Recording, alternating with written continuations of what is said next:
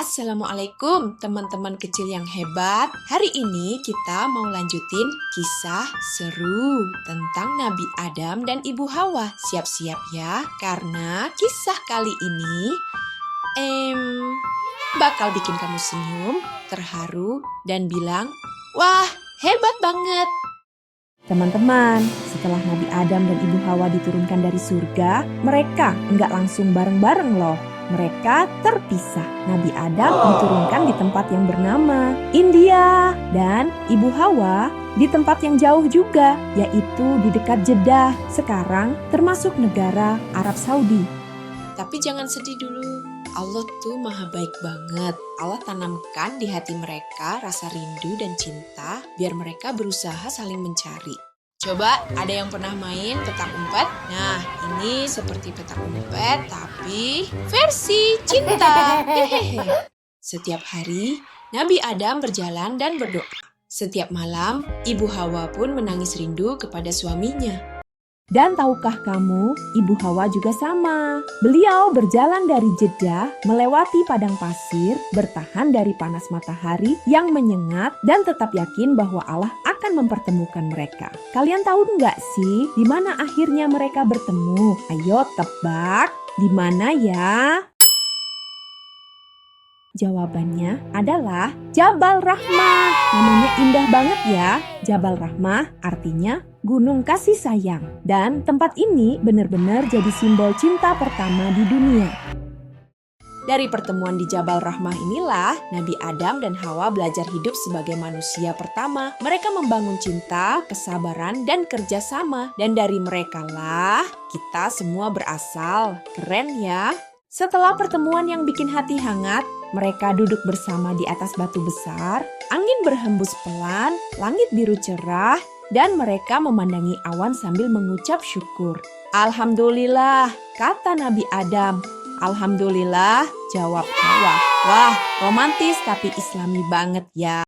Setelah pertemuan yang menguras emosi, mereka mulai tinggal di bumi. Tapi hidup di bumi itu nggak kayak di surga loh. Nggak ada istana emas atau pohon buah instan. Nabi Adam dan Hawa harus bekerja keras. Mereka mulai mengumpulkan ranting dan daun buat bikin rumah. Mereka kerja bareng kayak tim solid. Adam pasang atap, Hawa susun dinding. Wah, kayak lomba membangun tenda pramuka. Hidup butuh makan, kan? Jadi mereka mulai berkebun. Nabi Adam gali tanah, Hawa tabur benih. Jangan lupa siram ya. Mereka menanam jagung, gandum, dan sayuran hijau segar. Wah, cocok jadi petani organik zaman dulu nih. Setelah beberapa waktu tinggal di bumi, Nabi Adam dan Siti Hawa mulai dikaruniai anak-anak. Bukan cuma satu loh, tapi anaknya selalu lahir kembar. Satu laki-laki dan satu perempuan. Wah, rame rumahnya.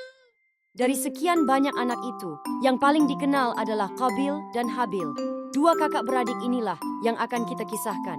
Qabil suka bercocok tanam. Dia kerja di ladang, tanam sayur-sayuran dan buah-buahan.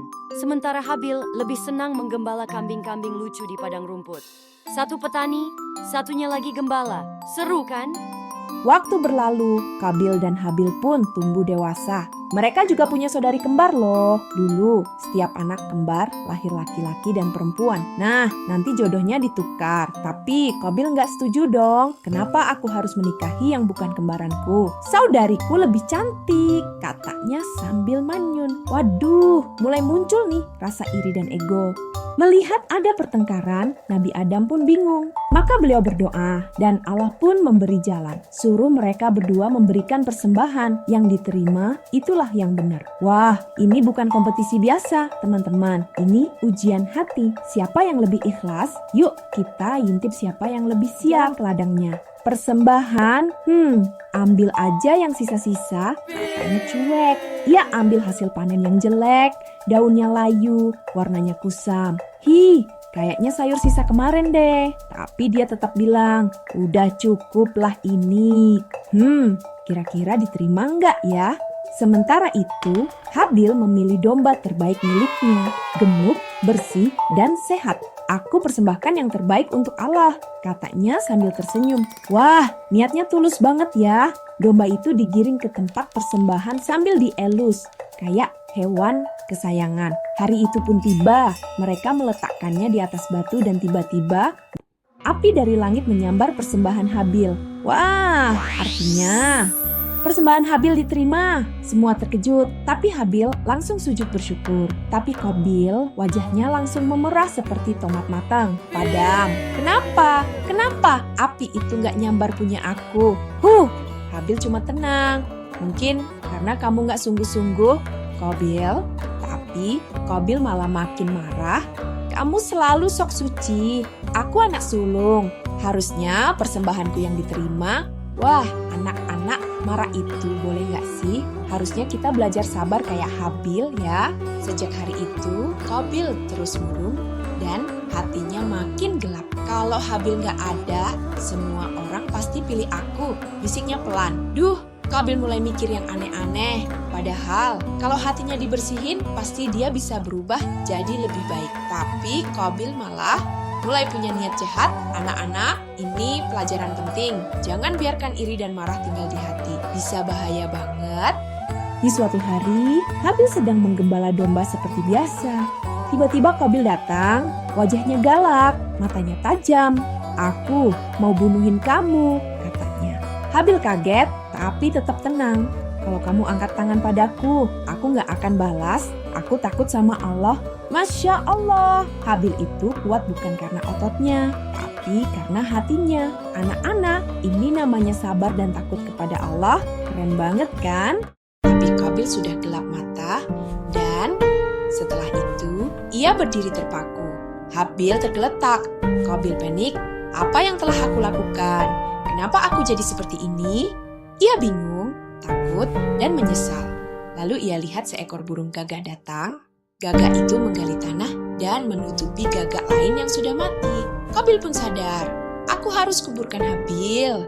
Katanya pelan, anak-anak. Qabil menyesal, tapi semuanya sudah terlambat. Yuk, kita belajar dari kisah ini. Jangan iri, jangan sombong, dan selalu sabar seperti Habil ya.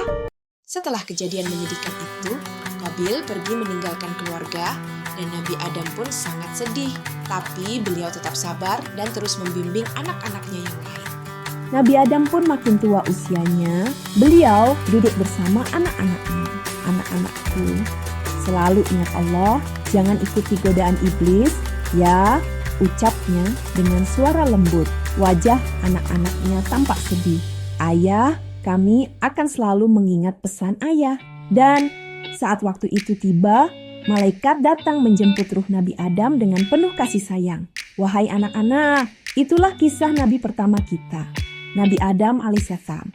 Beliau tidak sempurna, tapi beliau sangat dicintai Allah karena selalu mau belajar, bersabar, dan bertobat. Dari kisah ini, kita belajar selalu taat pada Allah. Jangan sombong seperti iblis dan selalu minta maaf. Kalau berbuat salah, ayo jadi anak-anak yang baik, yang selalu menjaga hati, lisan, dan perbuatan. Dan itulah kisah seru hari ini. Masya Allah, begitu banyak pelajaran yang bisa kita ambil ya. Kalau kamu suka videonya, jangan lupa like, comment, subscribe, dan nyalakan loncengnya ya. Supaya kamu gak ketinggalan kisah Nabi selanjutnya yang pastinya lebih seru, lebih lucu, dan penuh hikmah. Sampai jumpa di episode selanjutnya teman-teman.